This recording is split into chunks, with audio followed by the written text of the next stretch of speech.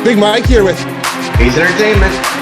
Today we got an absolute legend. We got Dennis Kearns of the Vancouver Canucks, still the assist leader with 55 assists in a season. If you like what we're doing, you hit the subscribe button. If you're looking for a mug, perhaps a hoodie, head on over to IOnlyTouchGreatness.com. Hi, I'm Dennis Kearns. I Only Touch Greatness podcast. We the best, just like Callan says. We the best, we stay hot to death. We the best, always down to practice. Hayes Entertainment, what you know about that? We the best, just like Callan says. We the best, we stay hot to death. We the best, always down to practice. Hayes Entertainment, what you know about that? We the best, yes, that's something I can put plain. Hey, cause them ballers get paid. Pop bottles, homie, got dollars for days. Get low, sit low, when them politics trades. You want West Coast, just holla at Hayes. We the best, just like Callan says. We the best, we stay hot to death. We the best, always down to practice. Hayes Entertainment, what you know about that? We the best, just like Callan says. We the best, we stay hot to death. We the best, always down to practice. Hayes Entertainment, what you know about that? Morning. Morning, Dennis. How's it going? Good, thanks. Thank you very much for taking the time for us today. We really appreciate it. My pleasure. Is this Mike? This is Mike, and that's my buddy Ryan. Hey, Hi, Ryan. Hi, boys. we've actually met before. You were on the we did as a season ticket holder. We got to skate on the ice last season, and I mentioned that I knew Mike and Ashley. Okay. Yeah, you were there. Okay. Yeah. Okay, Ryan. Good. I like your room. Thank you. Yeah, we're all Canucks, obviously. Well, that's nice. Where are you boys located? In Coquitlam. Both in Coquitlam. Oh, nice. Yeah. And you're in Vancouver these days? Well, my little office that I'm sitting in is in North Vancouver, and my wife and I live on the North Shore. Yeah. Okay. Okay, very nice. Nice. So, Kearnsy, you grew up in Ontario. What was life like out there? It was great. Life was great at a little city called Kingston, Ontario, known for education or incarceration. And it's just a very, very pretty city. Kingston, I don't know if you boys you're probably too young. You've never gone down there. No, I haven't traveled east. That if you ever do, you want to go to Kingston. It's just it's a limestone city. Downtown is fantastic. You're right on Lake Ontario, the St. Lawrence River, and the Rideau Canal. It's spectacular. I'll have to check it out someday. Please do. Yeah. What made you get into hockey in the first place? And did you play any other sports growing up? Well, we played as kids. Played a lot of outdoor hockey as kids in Kingston. We played a little baseball in the summer and a little kind of pickup football, but that was basically the three sports. Where I was raised was the wartime housing, so we didn't have any golf, which I really enjoy now. I'm not a good player, but I enjoy the game. Yeah. Yeah. They were the three sports: hockey and baseball and a little bit of football, pickup football. Okay. Yeah, I heard your kid's a great golfer. Yeah, Bracken hasn't played a lot lately. He and his wife have 4 little girls, so he doesn't get to play a lot. But he was a very, very good junior player and is still a very good player. But he hasn't played as much as he would probably like. My grandpa-in-law is David Coles, obviously a good friend of yours, Colesy. So he's the one that told me that Bracken was a hell of a golf player, and I guess at 16 he won some championship. At 15, he won our club championship. That's the one, yeah.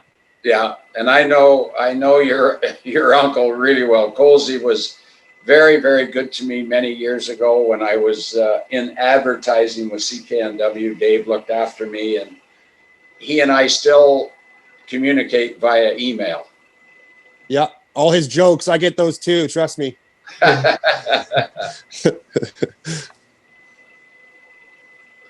would you say the biggest influencer are in your career?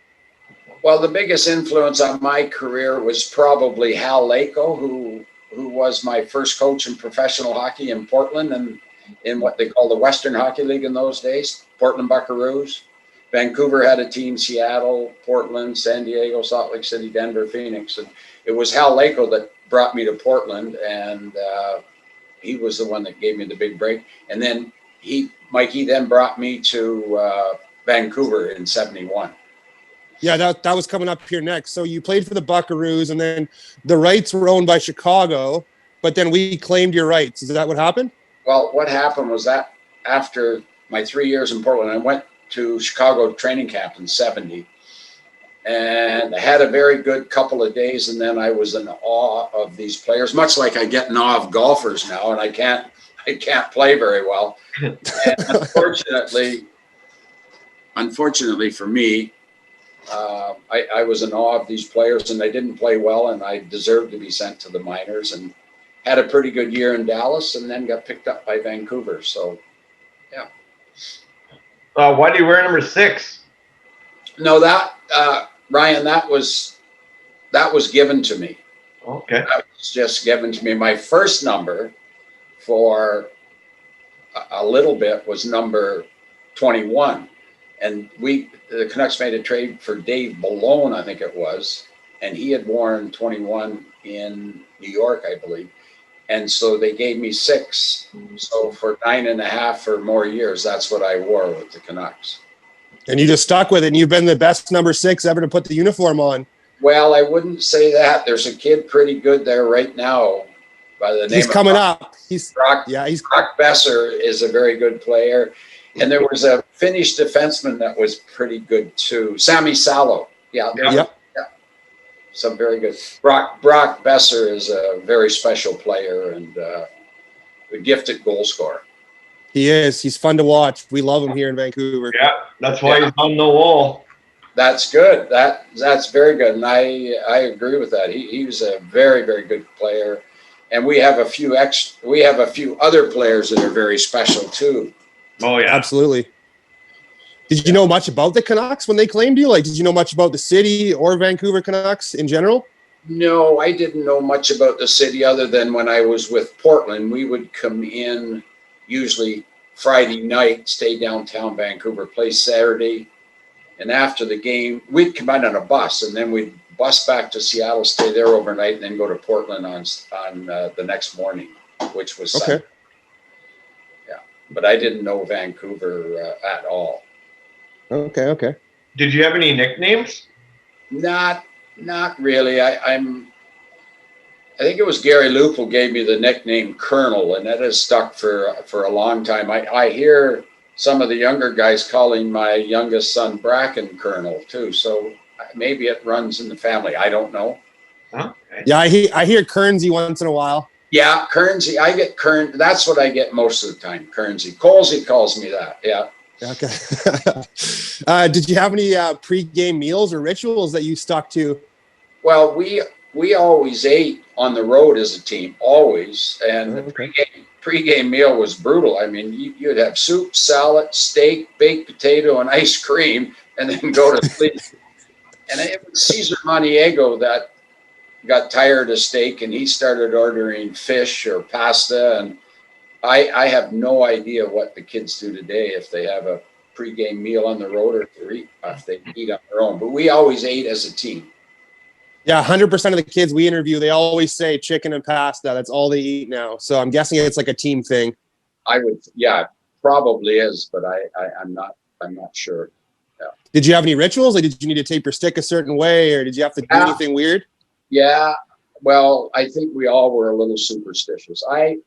By and large, most of my career, I always taped my stick with the old friction tape, the Gordie Howe tape, and I always went from heel to toe. The whole blade I had to cover.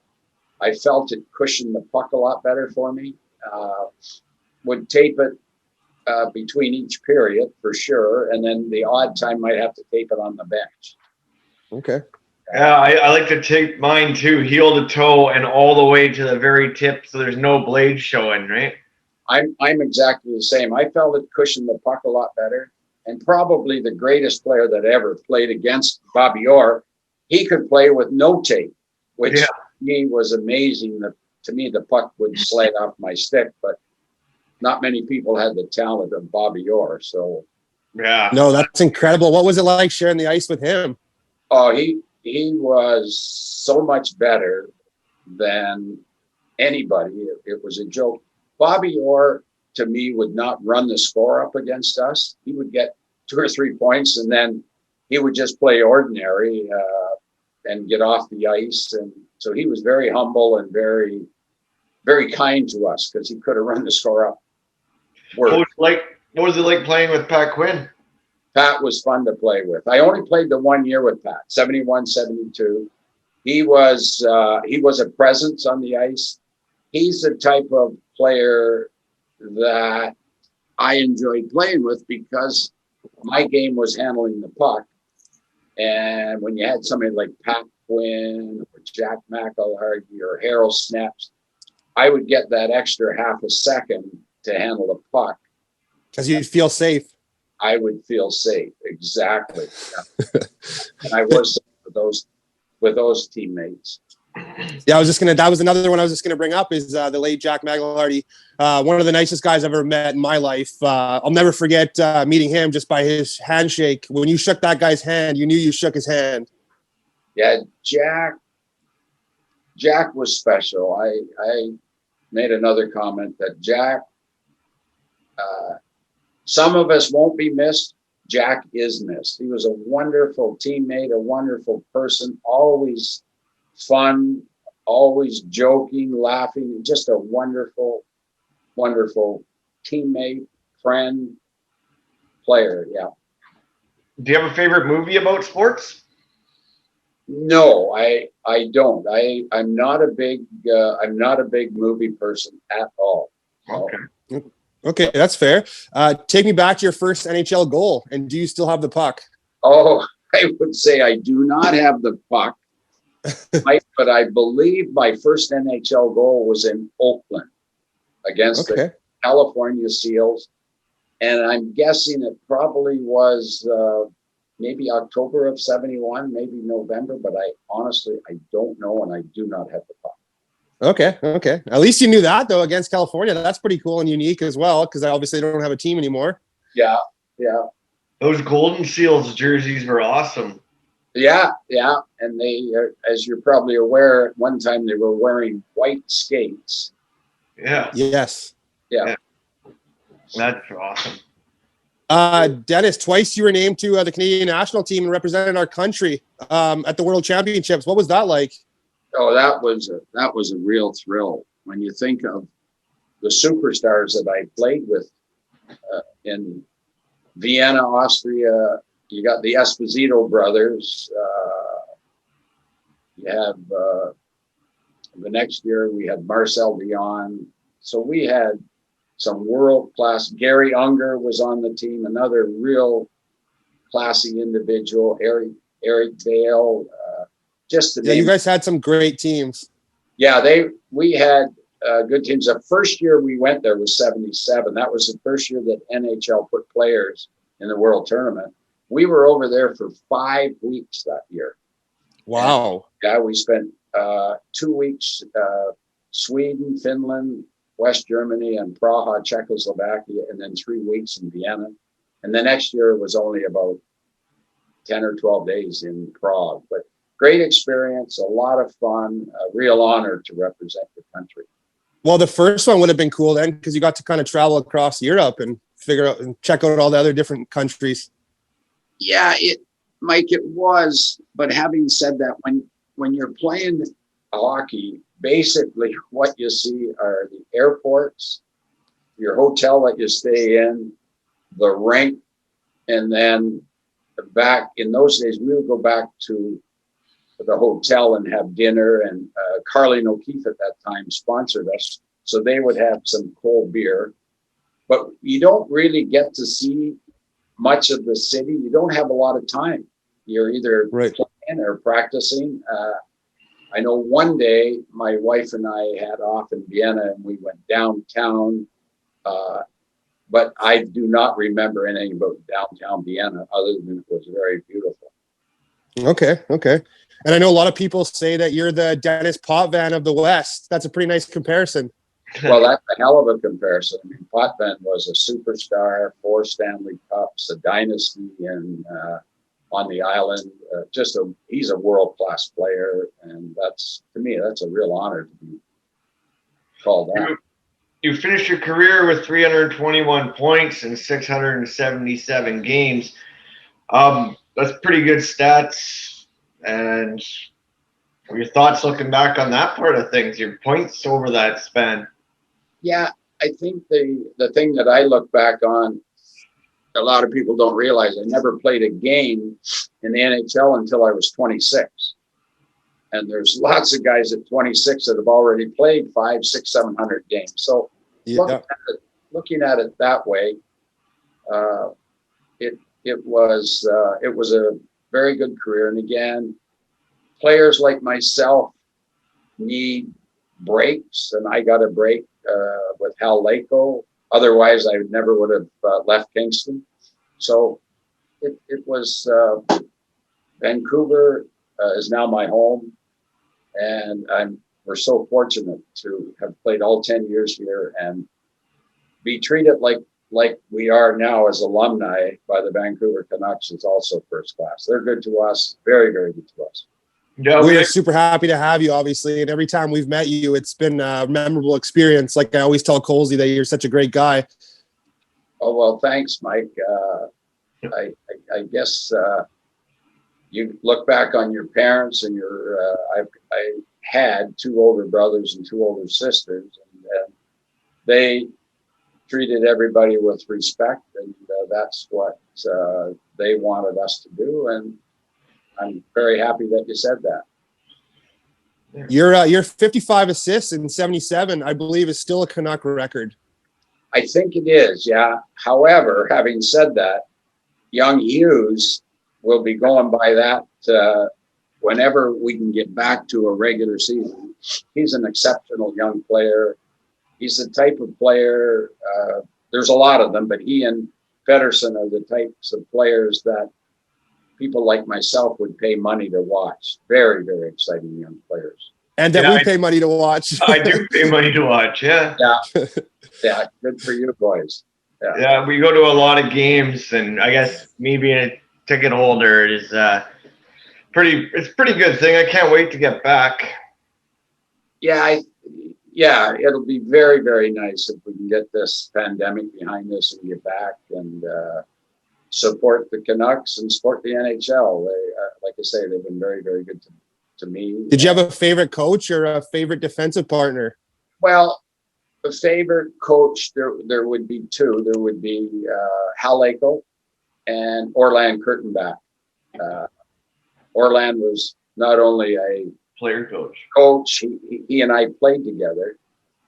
And if it wasn't, I said earlier, if it wasn't for Hal Lako, I never would have got out of Kingston. So those 2 are definitely at the top of my list. And favorite defensive partner? Well, I had a number of those. We had talked earlier about Pat Quinn. Yeah. About that was very short because Pat was only here a year. I played a fair amount with Jack McElhargy. I played a fair amount with Harold Snaps. I played with Josh and Gabriel. So it was they were all good to play with. You have to know your strengths and your weaknesses and go with the flow. Do any tough opponents stick out to you that were super hard to play against? Oh, there were many tough opponents. You start with the great Bobby Orr, Phil Esposito, Wayne Cashman, my buddy from Kingston. Gilbert Perreault was very tough to play against. And of course, the great Montreal Canadiens with Lafleur and Shutt and Robinson. And Larry Robinson for sure. Yeah, Larry Robinson was just a class individual. He actually was an assistant coach in San Jose when my youngest boy Bracken played there, and he treated Bracken very, very well. Just 5 or 6 Stanley Cups and great player. Yeah, must have been a special moment for you when Bracken made the NHL. Yeah, that was very, very special. And again, I think a young guy like Bracken, he was playing very well in San Jose, and the All-Star break came, and like any team would, they sent him back to the minors, and then the regular players came back. But had that break not happened, he might have got a lot more games in the NHL because he was playing really, really well at that time. But again, I have to agree. Yeah, he had a hot start there. Yeah.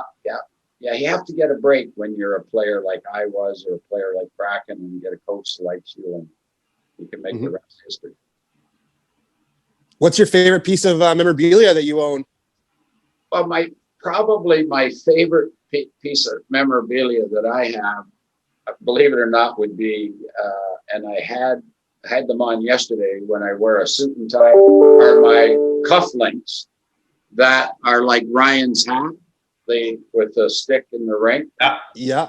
And that's, I have a set of cufflinks, and I have a Canuck ring that I wear once or twice a year with the same logo on it. So do you have a favorite logo? Which one? The one that you're wearing. Okay.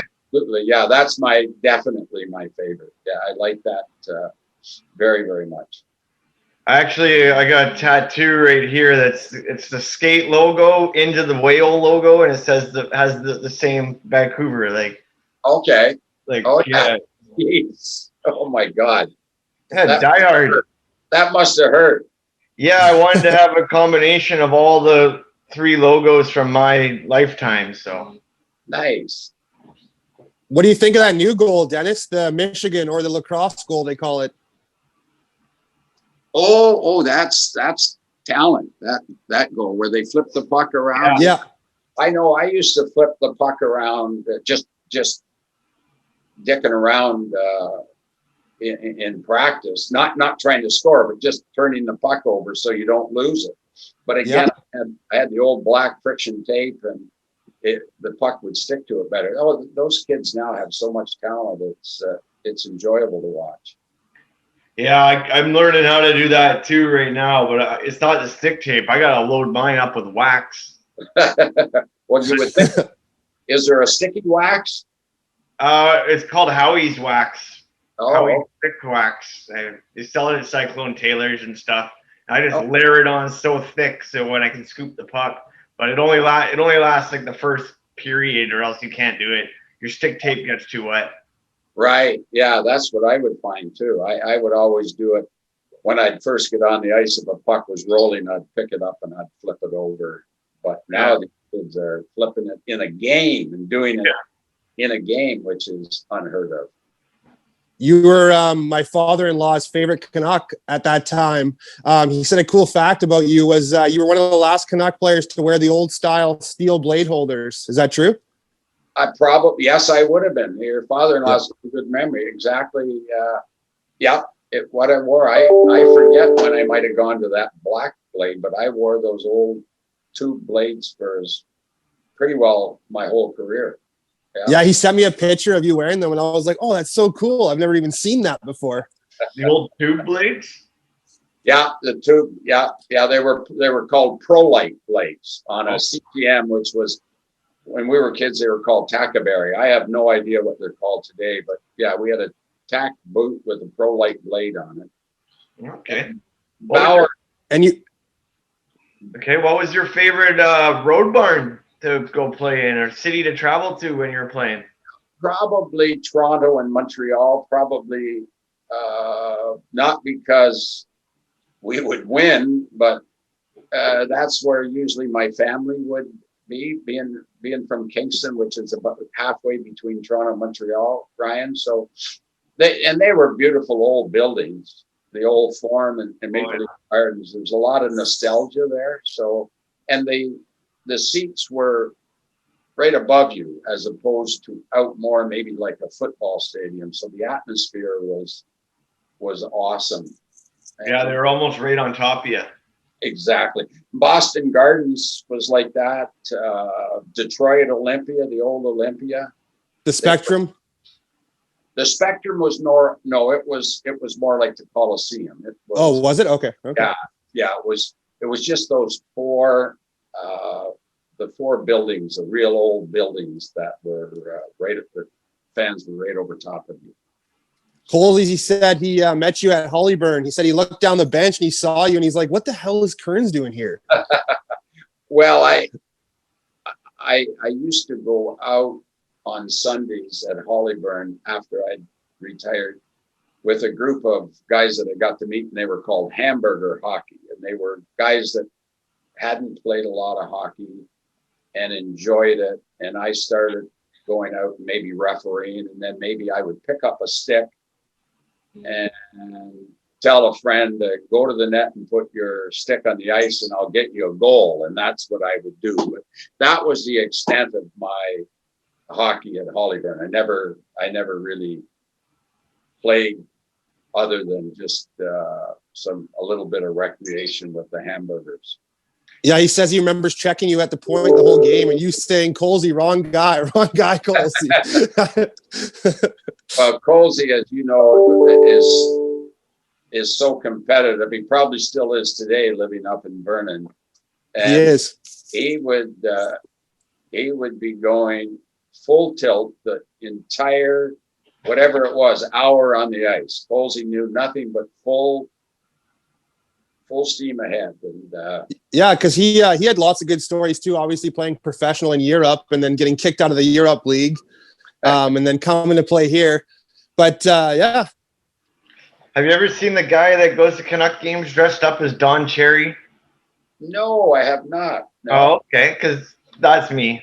But I thought maybe I'd run into at one of the alumni events this year while I was dressed up out at UBC. Well, I'm a big fan of Don Cherry. I thought that he was fun to listen to. He's from my hometown of Kingston, Ontario. I played senior hockey for 1 year in Kingston, 66, 67, with his brother, Dick Cherry. And I was talking to Dick many, many years ago, and Dick was either a principal of our school or he was a teacher for sure, and I think he was a principal. And Don wrote a book a number of years ago, and he gave it to brother Dick to proofread before it going to print. And Dick was telling me that he was saying, no, Don, you got to get this out of the book. I am a principal of a school. You can't mention that in your book. So, and definitely Don, the controversial stuff over the years. Yeah, there would have been some things in there. Don and Dick lived right next door to an aunt and uncle of mine in Kingston, just a block south of the old Memorial Center. Okay. Yeah, I thought Don got the short end of that stick there. I mean, but Ollie, sure, he said a lot of things over the years that have been controversial, but for them to say this one was the last straw that broke the camel's back, that saying, just for having them asking people to wear a poppy to support the troops. Yeah, Ryan, I agree with you. I don't know the full story, but to me, it was. It's like they were waiting for something, just any chance they could to get rid of him. Yeah, that's a very good point. I would agree with that. What would you say the highlight and the low light of your career would be, Dennis?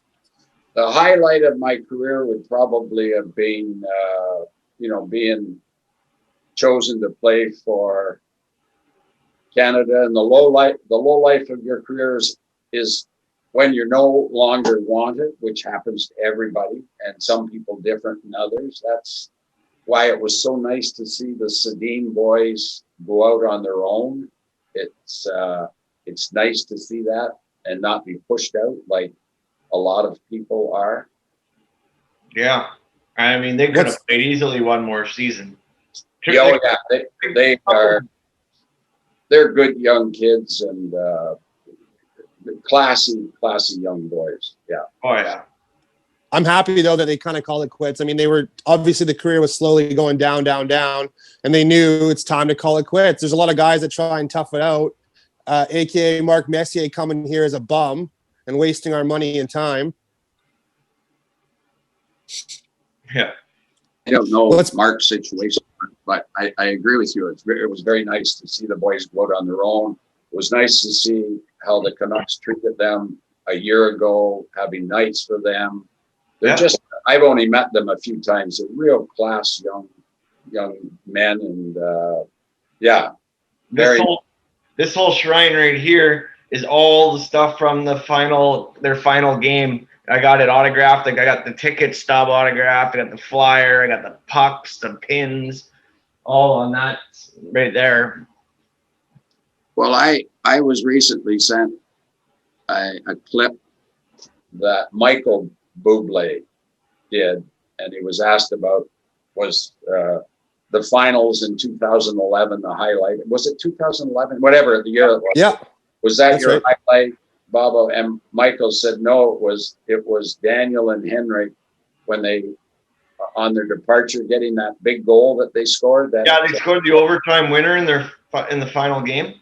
Yeah, and I had a clip of that, and I sent it over to the Canucks. And at one time, I had Daniel's email, which I don't anymore, and I asked him to get it to Daniel and Henrik, and so hopefully they did it. It was very classy of Michael Bublé to say that. And again, I know where I was that night of that goal.